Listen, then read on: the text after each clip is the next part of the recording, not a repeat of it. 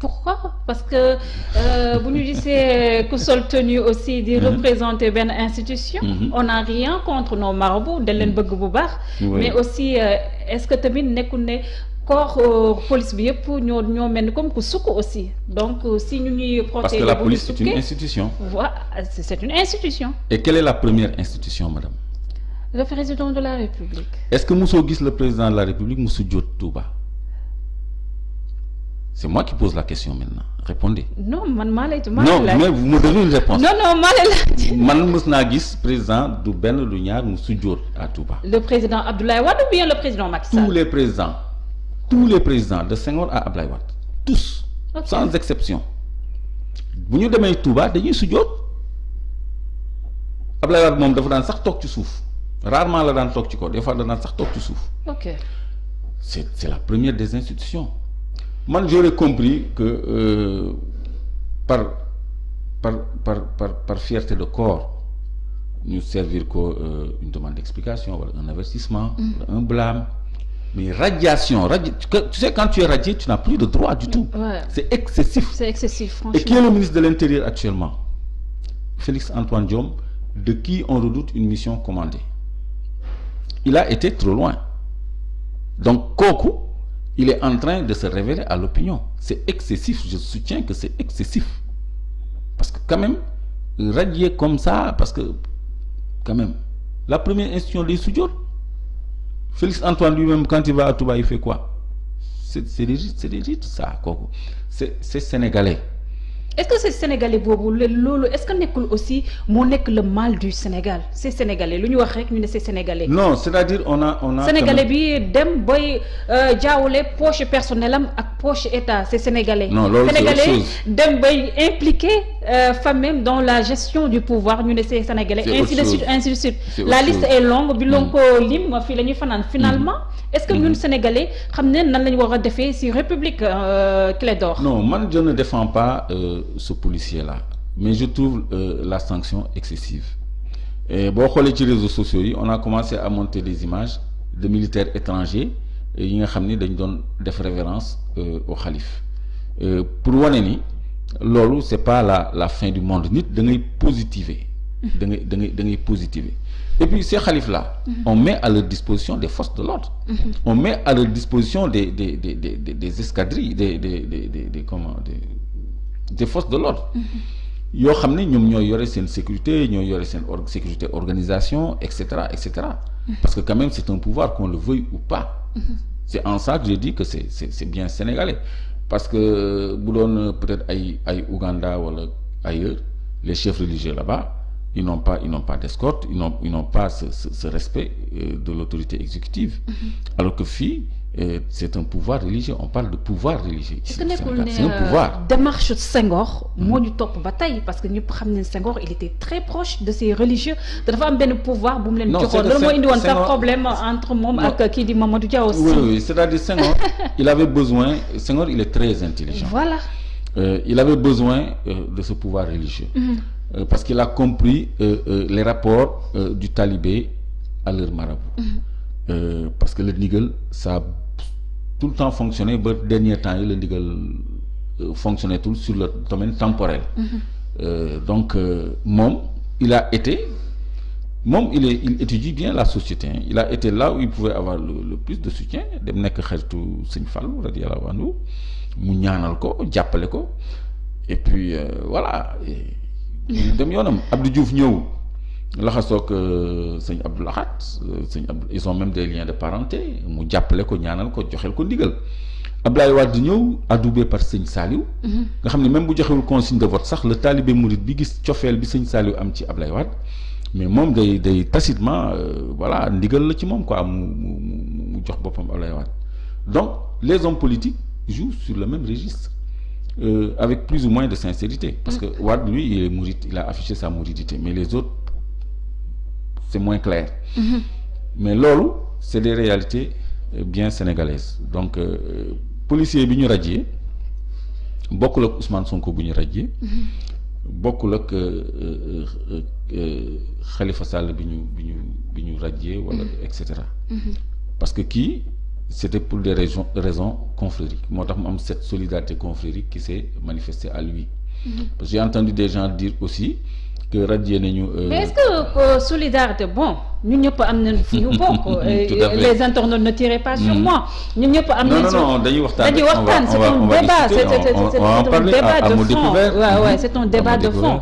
Est-ce que solidarité confrérique boobu la wax nañ ko jël teg ko ci kaw république parce que c'est le Sénégal moo war a primeur moo war a nekk ci kaw kii Clédor. xam nga l'exercice de la religion elle est privée. La confrérie. Voilà. Aussi elle est privée. Le mouride moom son référent c'est le khalife. D'accord? C'est pas le président de la République. Si Macky dit à 9h vous vous couchez. Le khalife dit à 9h bu kenn tëddi. bu dee Touba de 9h kenn du tëddi. Donc là il y a problème hein. Moo tax on parle de pouvoir religieux. Je suis en train de te faire prendre en compte une réalité. Donc on est dans une république avec ces marabouts quand même. On a un pouvoir religieux au Sénégal et c'est une réalité indéniable avec laquelle il faut faire et avec laquelle il faut analyser. Donc Sonko par exemple quand on l'a radié c'était abusif. Mais c'était dans le cadre de son travail. Mais kii dafa nekk ci biir pas-pasu muritam. pas-pasu muritam la wone ba dara fekk ko ci kon murit yi dañuy sentir ni ci yoon bi la ko lii dalee moo tax ñu jàppale ko. c'est tout foofu la danger bi nekk en fait. C'est tout foofu la danger bi nekk en fait. Parce que quelqu'un a dit aussi. man j'aurais pu comprendre une autre analyse parce que pharmacie Guigon am na ñaar ñu dàq foofu parce que dañ doon julli ñu tere leen julli.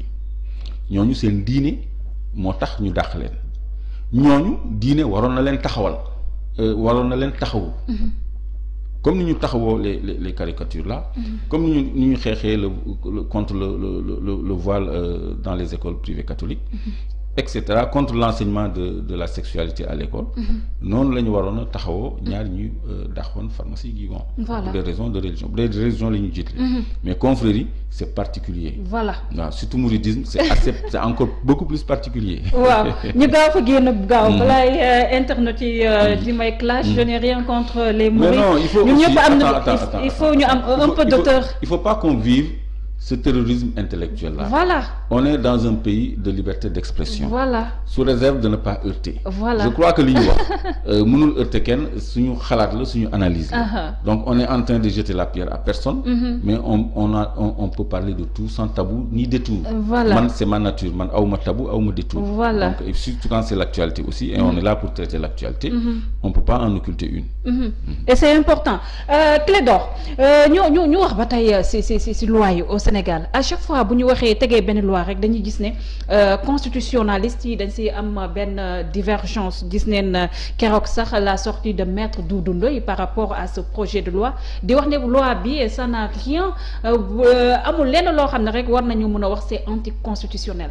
Donc tey jii est-ce que nekkul constitutionnaliste yi ci boppam ñoo ñu war a dimbale par rapport ak loi yi nu muy doxee fii au niveau du Sénégal parce que dafa mel ni loi yi dafa taillé sur mesure wala président bu ñëw rek ànd ak ay juristes am. ci wàllu troisième mandat ngay wax wala ci wàllu loi d'urgence. ci wàllu troisième mandat wala loi d'urgence. ci loi d'urgence beeg troisième mandat yëpp gis nga nos constitutionnalistes nos intellectuels dañu am problème d'honnêteté intellectuelle. loolu mooy seen plus grand problème. di nga gis ku défendre fii benn thèse tey. suba mu défendre antithèse bi. Donc ñoom dañuy varier selon leurs intérêts du moment. Donc mën nañu argumenter lu nekk parce que loi interprétation la aussi. Il y a l'esprit et la lettre. Mais dafa am loo xam ne. ci wàllu xelu doomu aadama kese war nañu xam ni ëpp naa bàyyi ci loxo benn doomu aadama muy pouvoiru génnee armée. Pouvoiru instaurer état d'urgence. Parce que am na jeunes yoo xam ne bi ñu juddoo ba léegi ñu ngi doog a xam état d'urgence donc du loo xam ne da nga koy jël tout le temps day laaj une situation exceptionnelle te Sénégal nekkul ci situation exceptionnelle. Donc on se prépare à nous forcer vers quelque chose te dina leer parce qu'on va parler des vaccins aussi.